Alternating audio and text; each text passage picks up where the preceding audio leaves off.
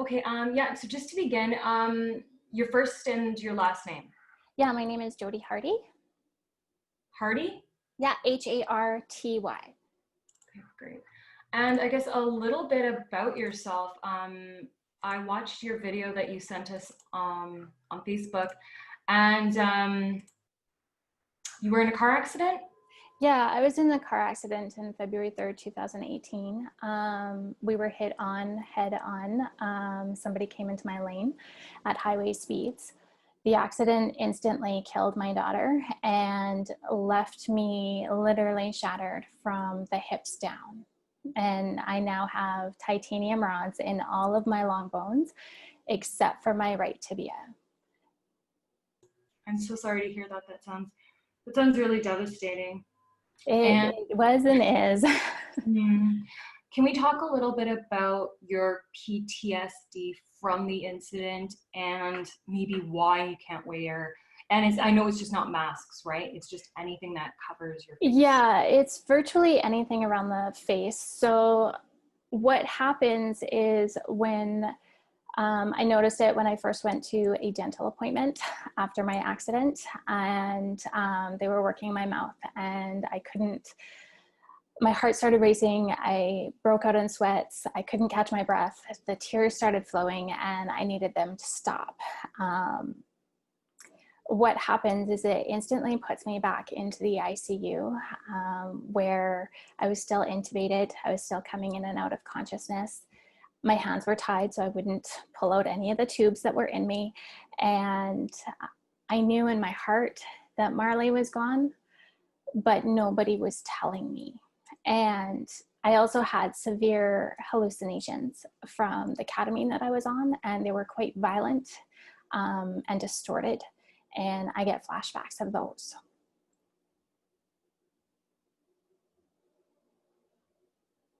Sorry to hear all of that. That sounds so horrible. So when you put a mask on, brings you back to everything that Yeah, you experienced. yeah, everything. Can we talk a little bit about the incident at the hospital? Like, was it this weekend, this past weekend? Yeah, it was on Thursday.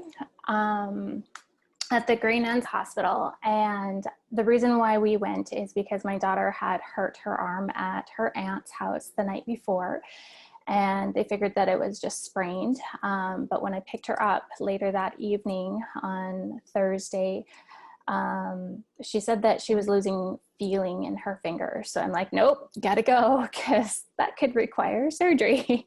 So I brought her in, and they had a really nice gentleman working the front, screening everybody, hand sanitizer, asked if, tried to give us a mask, and my daughter complied and she put one on. And I very nicely explained, I have PTSD, I'm medically exempt, I cannot wear one. And I said, like, I've got 37 scars on this body. Like, I've got visuals. If you want to see them, I can talk to you about it. And he's like, no, that's okay. Just go have a seat. And I said, okay. So we went and sat down for about half an hour. We were called to the triage desk, and she went through my daughter's medical information that she needed to gain from her. And then she turned to me and she's like, and what are we going to do about you? And I said, what about me? And she's like, well, you have to wear a mask. And I said, I can't wear a mask. I have PTSD due from a car accident that I was in, and I can't have anything around my face. And she's like, well, you have to wear something like a shawl or a cover or something to cover your face. And I said, I can't wear a mask. I can't have anything around my face. I even don't go see my dentist anymore because of this. So she allowed me to go sit down. We waited a little bit longer. And then we were called to the admissions desk, and we gave all the information. And she said, and where's your mask? And I said, I have PTSD. I cannot wear one. I'm medically exempt. We went and sat down, and then there was another nurse that came about 15 minutes later and said, you come with me. And I kind of looked up and looking around, and I'm like, were you talking to us? And she's like, yes. And I said, okay. So River and I got up, and she stood us right before we entered into the doors. And she's like, you need a mask. I cannot allow you to enter here without a mask. And I said, I cannot enter. or I cannot wear a mask. I've got PTSD. If I have a mask around my face, it will throw me into an episode. And she became very adamant, very vocal. She said that in order for us to proceed past these doors, I needed to wear a mask. This was very serious. She could not allow me to pass. And I started shaking. Tears started running. And I said, I really cannot wear a mask. I will not be able to breathe. I will not be able to function. And I was in a car accident. She cut me off and she said, this is very serious. We have people that are dying and you need to be masked. And if I allow you to pass these doors, there will be people very angry and they will yell at you. And I said, that's okay, I can deal with that. And she said, can you have anything around your face? Can you hold your mask up like this and put it to your face? And I told her, I said, I can come like this to my face, but if I get any closer for any duration, I will go into a PTSD episode. And she said, well, you have to do this. You have to put this, you can't even do this. I said, I don't even have blankets around my face. I don't wear anything around my face. And she's like, well, how do you go into Costco? How do you go and get your groceries? And I said, I tell them that I'm medically exempt. And by now I'm shaking, tears are streaming, my heart is starting to race. And she's like, I need you to put this on. I need you to put this on right now. Just try holding it close to your face because it needs to be covering your face and your mouth and your nose.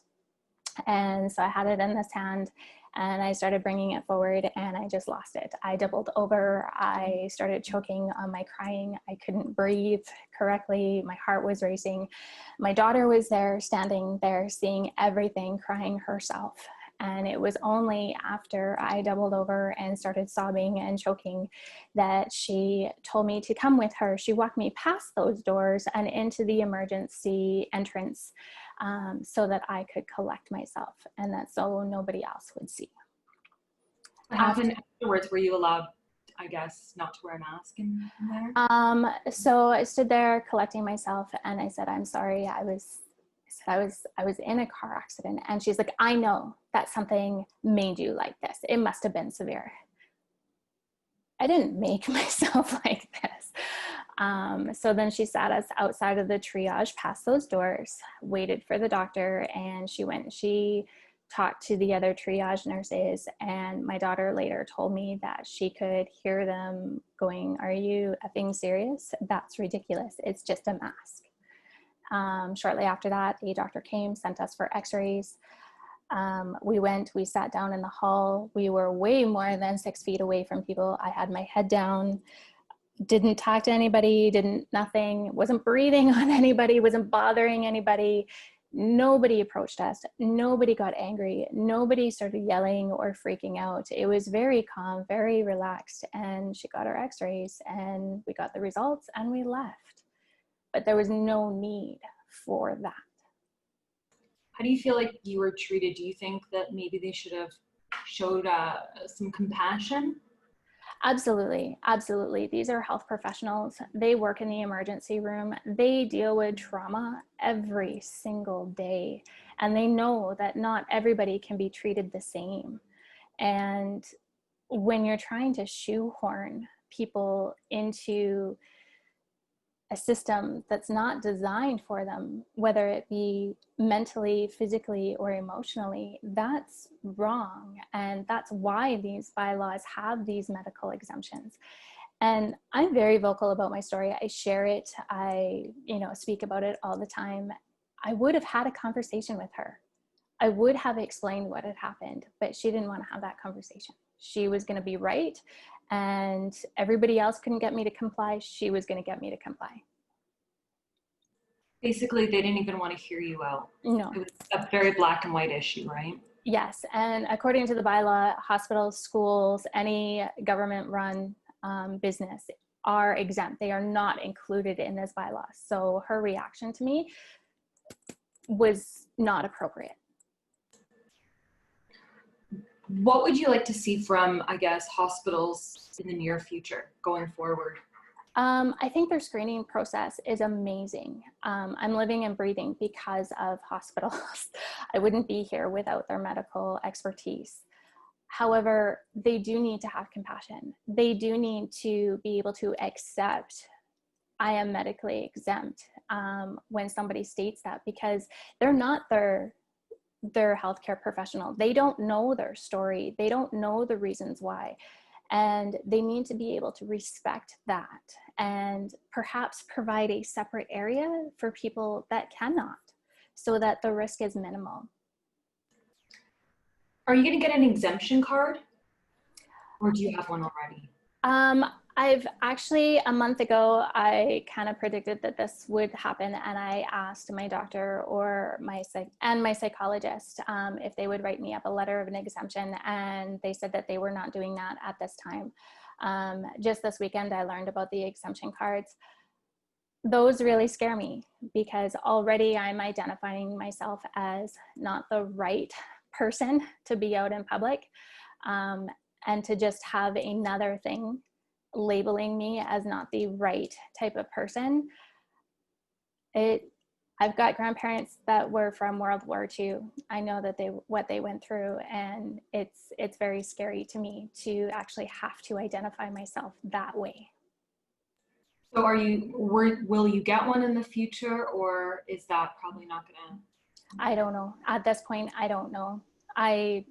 Right now, I'd like to say no. I think just me being out without a mask is visual enough that something is up with me that I don't wear one. And if you talk to any of my medical providers, I'm very compliant. I have done everything that they've asked me to do and beyond. I'm not somebody that is just not wearing one because I don't want to. Do you get any dirty looks? After the treatment, when you don't wear a mask, like I'm sure, like if you go to the grocery store, people are staring. You know what? In my area, the grocery store that I choose to go to has been very, very good and very welcoming. Cashiers are very friendly. I don't really pay attention to other people that are walking around. I just kind of do my own thing and all that. But today I was also denied my physiotherapy treatment because I can't wear a mask entering the room. So there is a lot of discrimination out there, and there is a lot of misunderstanding about this bylaw. When it comes to misunderstanding, we saw a lot of social media posts about people who say, oh, we're just going to get an exemption card right now for the mask bylaw because we don't want to wear a mask. How does that make you feel, someone who, and I'm going to say an invisible disease? Oh, yeah, right? Yeah. Because looking at you, I don't know that you have PTSD, so No. if you don't wear a mask, how does that make you feel when people are, using this maybe as an excuse, who just don't want to wear a mask, and they're, posting on social media? How does that make you feel as a person who, actually can't wear one, or you can't breathe? So it's a hard question to answer, because I do believe in choice. I do believe that people there should be a middle ground with this, and that middle ground is not being represented. But for people that are socially coming out like that, there are other ways of advocating for that. And in the meantime, you are putting people like me in a position where we may not be able to get those medical exemptions, because doctors will just try and, like the nurse tried to do, shoehorn us all into one category. And so people that are just trying to get that card just because, they're not thinking about the people that actually really need them, because we need to be working on a trust system right now. I trust that you're doing the best to protect yourself and me, and I trust that you trust me to protect yourself and me. Perfect. Those are all my questions. Do you have anything else that you would like to add for this story that you think is important to include? I think that there's so much that has gone through my mind over the weekend. And just to really encourage businesses to know exactly what this bylaw is, and to encourage those health institutions to know what the exemptions are of this bylaw. I know that people are really scared, and when we make decisions out of fear, we lose all critical thinking, and we so much need that critical thinking right now. Great. I'm going to ask you one more question, and if you could answer it maybe in like 10 to 15 seconds, just to make sure I got a good soundbite. Okay. What happens when you put a mask on or anything that covers your face, like a blanket, anything? What's going through your head? What's going through your mind? Could you just be as descriptive, but in 10 to 15 seconds, if that's possible? I start shaking, my breathing gets erratic, my heart is racing. I have visuals of demons around me, battered people around me that my hallucinations caused, and I am intubated, tied up, can't move, and I know that my daughter is gone, and yet nobody is confirming that for me. Again, so sorry about everything that you're going through. If you do have a few moments, could you send me pictures of, I think I saw them on your Facebook.